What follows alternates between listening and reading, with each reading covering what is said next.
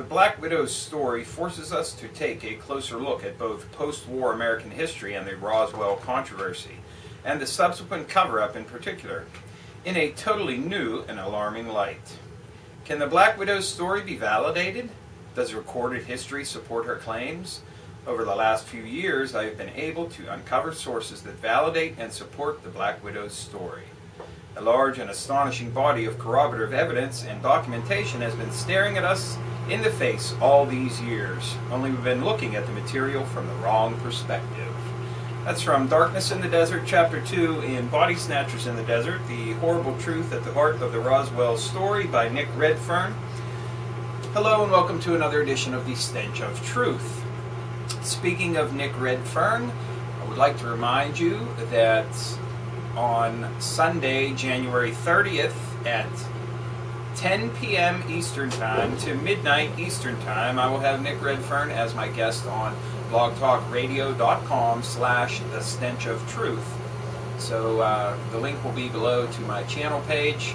But today, Friday, January 28th at 7 p.m., I will have Paul Eno, co-host of Behind the Paranormal, co-host with his son, Ben Eno. I will have Paul Eno as my guest on blogtalkradio.com/The Stench of Truth. And that will be 7 p.m. to 9 p.m. Eastern Time. So I encourage all of you to listen to both shows. They will both be very interesting. Now on to some events in the news. I see that as much as there has been some tension in Egypt over the last, long time, really, years, it seems that the Tunisian protest model has migrated Egypt. And of course, as I noted before, one has to look at these things with a very jaded eye.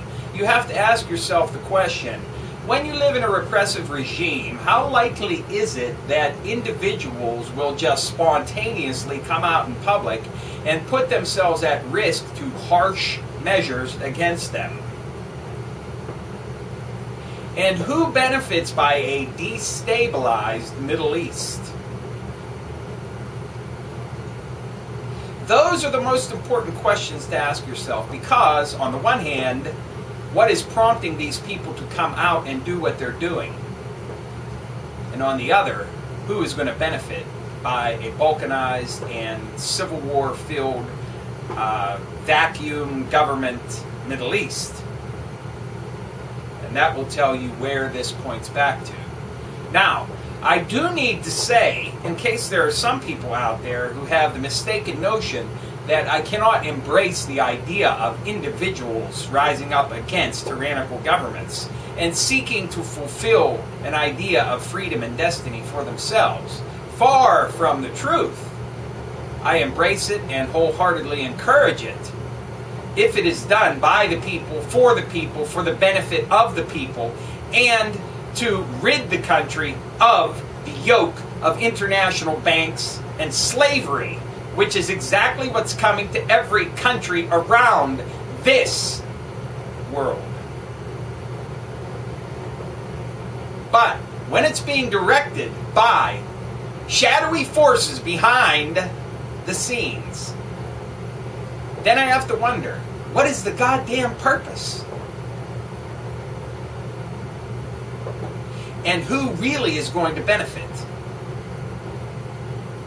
Now, if it turns out that the World Bank and the motherfucking IMF move into Tunisia and Egypt as a result of destabilization, then I have to say this has all been orchestrated for the global charade.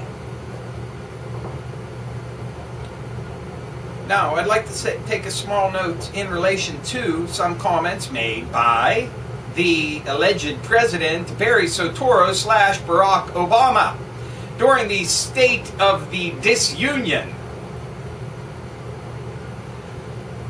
about competing with China.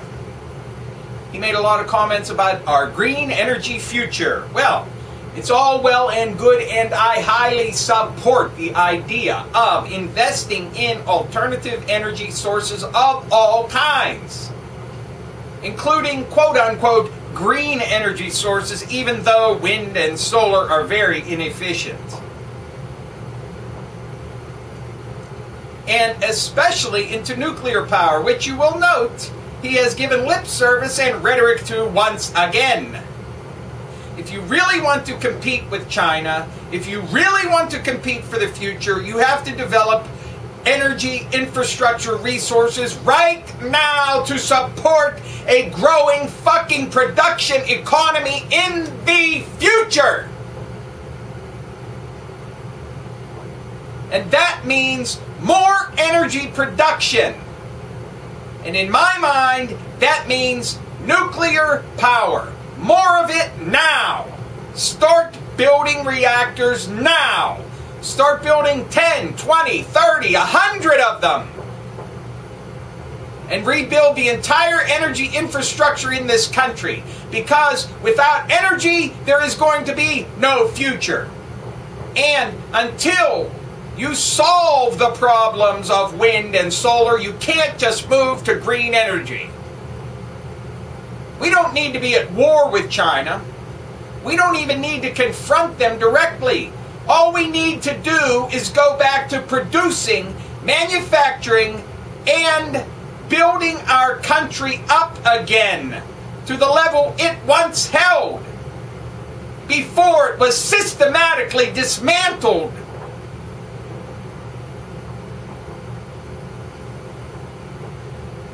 And notably lacking from the State of the Union was gun control, which everyone expected the president to talk about, but apparently he deliberately did not talk about so that he could talk about it separately. So I imagine that that will be an issue. Now, let us not forget, people, that when it comes to crime, when there are armed citizens in any environment, the crime rate goes down. Simple, end of fucking discussion. When you disarm the citizens, get it through your thick heads. You fucking idiots who continue to want to talk about gun control and how it's going to end gun violence. When you disarm citizens, you create victims, because when you pass laws, it does nothing to keep criminals from getting fucking guns.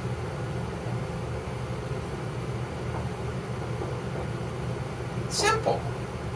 It's simple. Look at every fucking statistic there is. Now, I also see that we had a supposed rise of 2% in wages. Well, I think that's a complete and utter fucking lie. Just like the consumer price index, and inflation, and unemployment. Everything is nothing but a complete and utter lie. A damned lie. Let us just say, for the sake of argument, that we did have a 2% rise in wages in this country. Let us compare that to the CEOs, fat cats, rapers, gutters, pillagers at the top. What was their percentage increase in income, do you suppose? Could it have been closer to 50 or 100% on the backs of the entire fucking country? Yeah, I would imagine it was. So, let me just say this. Everybody's talking about cutting spending, reining in the federal government, and with talk of even more tax cuts. Who do you think that's going to benefit, people? Is it going to benefit you? I highly fucking doubt it. And the so-called entitlement programs, which I think that term should be thrown out the fucking window, because it sounds like you're getting something for nothing when it comes to Social Security and Medicare. But all these programs are supposedly going to be on the table for cuts. How can you cut spending? How can you reduce federal revenues and still invest in things that are absolutely vital for the future of this country?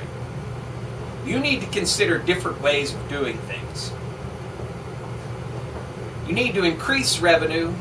There's also talk of reducing corporate income tax. Excuse me, but what little fucking corporate income tax is imposed on countries right now, they either offshore or they simply don't fucking pay it. So, you have a company that's being charged percentage tax, they don't pay it now, you're going to reduce that, so what is that? What's the net effect? Zero! Raise corporate income tax to a ridiculously high level, and then you produce a fucking manufacturing plant, you get a percentage reduction. You hire 500 people, you get a percentage reduction. You build something here in the United States, you get a percentage deduction. You bring back into the United States offshored production, you get a percentage reduction, etc., etc., etc. You produce something for this fucking country, you get a percentage off your income tax. And I don't care if it goes down to zero at that point, because you are generating something for the benefit of this country. And that's what it should all be about. So, how about eliminating the FICA cap of $107,000? Eliminate the cap entirely, and you won't be looking at any shortfall in Social Security for any time in the future. Make every single person pay for every penny that they earn, including the fuckers who make billions of fucking dollars by ripping off and gouging you. The ever-shrinking middle class and ever-burgeoning working poor or unemployed poor. And when it comes to that, forget about $250,000. Why don't we jack it up to something that no one can fucking argue with? Say everyone who makes over $5 million a year gets taxed at 75 fucking percent. 75%. You make over $5 million a year? I think you can live comfortably even in this horrible economic situation making $5 million a year. You're not comfortable with that? How about $10 million? 75%. How about gradated? $5 million a year, you pay 60% in tax. 10 million, 75%. Over 100 million, you pay 80%.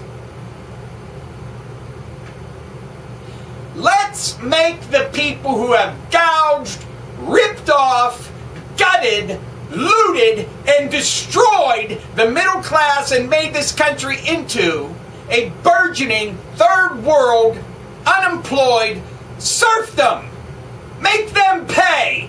They're the ones who benefited over all of these years on the backs of workers. And finally, I want to make a comment about unions.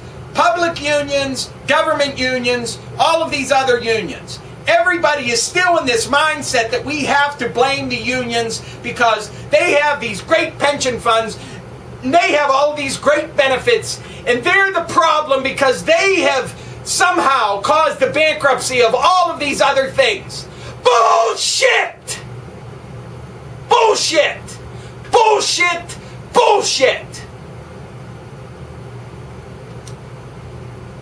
You are being directed to look at the unions and to try and blame them for the raping, pillaging, and destruction caused by the real culprits.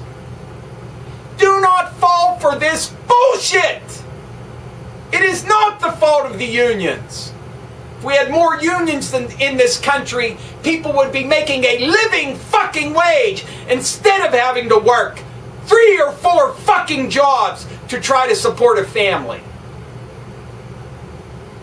So I don't want to hear that it's the union's fucking fault. It's not. You need to look beyond where they're trying to point your anger and blame at the real culprits. The super rich, the CEOs, the corporations, banks, and finance companies who literally ripped off this entire fucking country and pillaged you and ripped your skin off in an effort to increase their bottom line and profits. It's not the unions. What little fucking benefits they have are gradually being eroded. Just like every other company, non-union, in this country. So don't blame the unions. Look to the real culprits. Thank you. Good night.